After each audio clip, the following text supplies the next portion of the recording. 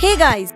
Isn't it interesting to learn to make these organizers just by using paper origami? I am using Sundaram top color origami sheets to make these star-shaped paper bowls.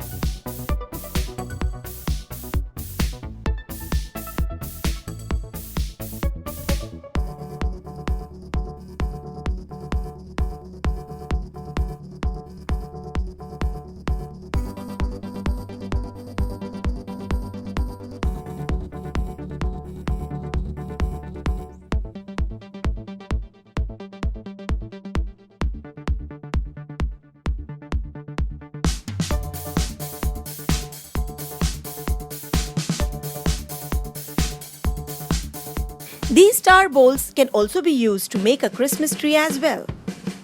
For more decorative ideas, subscribe to ZebsArtbeat now. And don't forget to keep in touch. Till then, see you. Bye-bye.